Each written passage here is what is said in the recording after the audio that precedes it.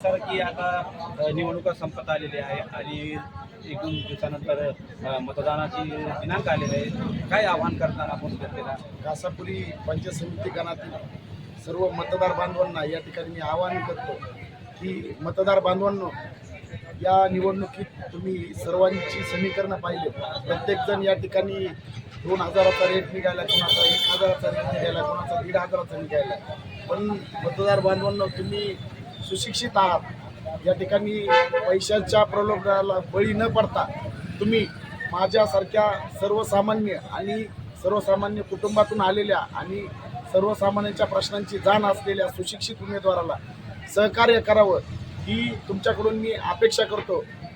मतदार बंधूंनो, तुम्ही या ठिकाणी पाहताय की प्रत्येकजण आपल्या पंचायत समिती गणात वेगवेगळ्या प्रकारचे प्रचार यंत्रणा राबवत आहे. कुणी दारू वाटत आहे, डायरेक्ट दारूचे बॉक्स वाटत आहेत.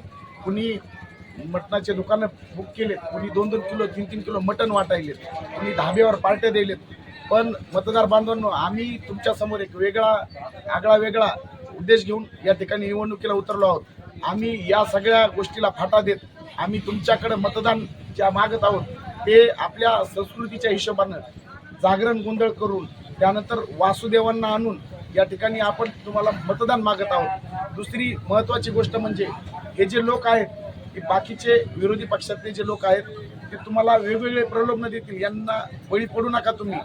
दुसरी गोष्ट, आमचा जो कामाचा अजेंडा आहे, हे लोक आज पैसे दिलेत, पण आम्ही तुम्हाला प्रत्येक गावात वाचनालय देणार आहोत, प्रत्येक गावात आम्ही तुम्हाला व्यायामशाळा देणार आहोत, प्रत्येक गावात आम्ही तुम्हाला क्रीडांगण देणार आहोत.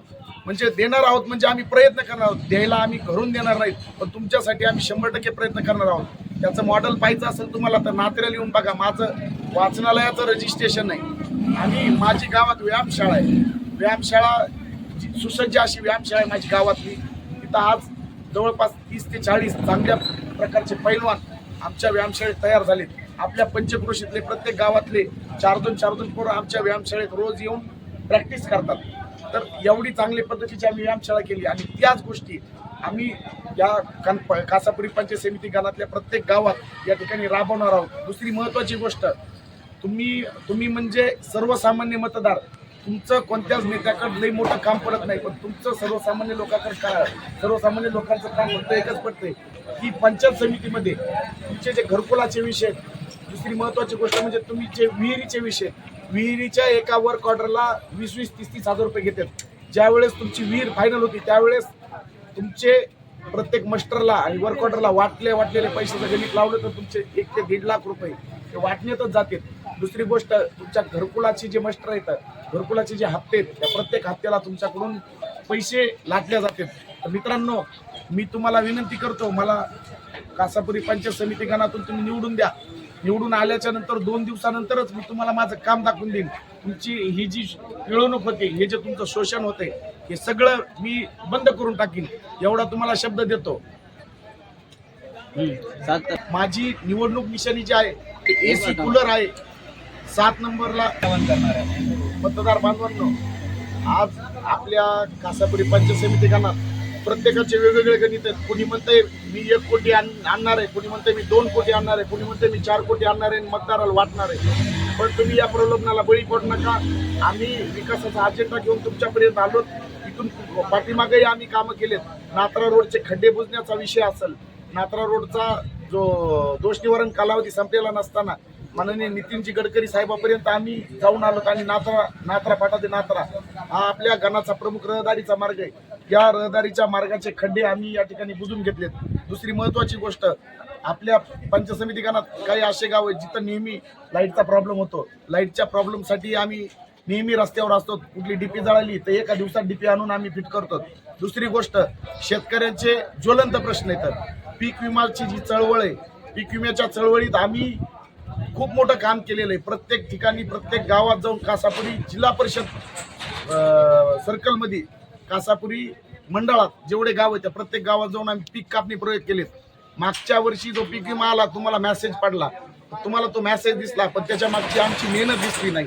आणि ह्या वर्षी माझा अंदाज आहे महाराष्ट्रातला सर्वात विक्रमी पीक विमा हा कासापुरी मंडळालाच येणार आहे. दुसरी गोष्ट, शेतकऱ्यांचे जे प्रश्न येतात, ज्या वेळेस आपल्या भागात भरपूर प्रमाणात अतिवृष्टी झाली. त्या अतिवृष्टीच्या वेळेला आपल्या भागात पर्जन्यमान नोंद स्कायमेट नावाच्या कंपनीनं अत्यंत कमी प्रमाणात दाखवली होती. तर त्यासाठी आम्ही आंदोलन केले, जलसमाधी आंदोलन केले. माझे सहकारी आहेत कोंडीराम घाणगे, दिनेश घाणगे, मंजरत येथील माझे सहकारी आहेत संदीप कातारे, नात्रा येथील माझे सहकारी श्रीनिवास वाकणकर, या कासापुरी मंडळातील आणि सर्व शेतकरी सर्वांनी मिळून ढालेगावला जलसमाधी आंदोलन केलं. आणि स्कायमेट वेदर सर्व्हिसेस या कंपनीवर आम्ही गुन्हा दाखल केला की तुम्ही आमची पर्जन्यमान नोंद लपवली. आमच्या भागात अत्यंत जास्त प्रमाणात पाऊस होऊ नये, तुम्ही आमच्या भागात खूप कमी प्रमाणात पाऊस दाखवला. त्यामुळे आम्ही कृषी आयुक्तालयापर्यंत कलेक्टर, तालुका कृषी अधिकारी, जिल्हा अधीक्षक कृषी अधिकारी, परभणी कलेक्टर आणि कृषी आयुक्त यांच्यापर्यंत या गोष्टीचा पाठपुरावा केलाय. तर कासापुरी पंचायत समिती गणातील सर्व मतदार बांधवांना माझी नम्रतेची विनंती आहे की तुम्ही आम्हाला मतदान रूपी आशीर्वाद द्या. आम्ही तुम्हाला काम काय असते हे दाखवून देऊ. इथून मागं कुणी काय कामं केले ते पण तुम्ही बघितलेत. इथून पुढे आम्ही काय करणार आहोत ते पण तुम्ही बघणारच आहेत. आणि माझी जी निवडणूक निशाणी आहे, एसी कूलर आहे, 7 नंबरचं बटन आहे.